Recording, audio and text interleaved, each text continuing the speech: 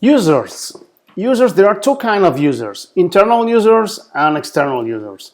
Internal users are, let's say, employees from the dealer, so maybe your colleagues or yourself, that you have several users here, and you might have different, different access rights.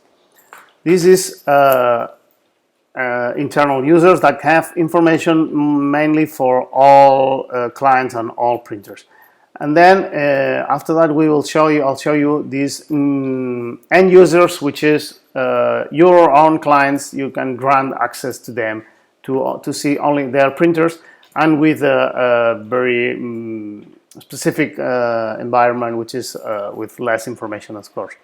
So here it's very easy. You set a new user, you add an email address, you add a name, password, and you can set the status here. By default, we have this read-only status. Level. Read-only level. That would be the normal for advanced user, and this is a field service mobile. So this is specific for field service that are going into doing are installing the driver in the client side and want to check if the readings are coming through properly. So they can see it in the small screen, just hit the client code or the serial number, they will see if the printer is arriving properly. So that's also interesting here. So you just click on create, and that will be it. If you want to edit, you can edit only the level and the name. The password has to be reset from their own site. So there is on the login page, there is a forgot password that you can hit on that, and you will receive on your email address, you will receive a reset password email, so that you can do it from there. So that you don't have to worry about passwords resets here, so users will do it by their own. So this is the client user. So if you want to create a user for a client, you need first to have the installation done. And when you see it here, you have the 1, 2, 3. You can hit on a new. Then you have a new user which is related to this client code.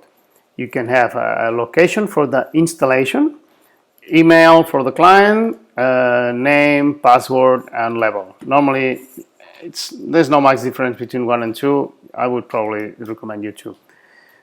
There's another thing here that you might notice here is that if you hit in the install code, that user will be able to see only their printers attached to that install code. Let's say we have a printer location in one city and in another city, and we want to have a user for only one location and a user for the other location.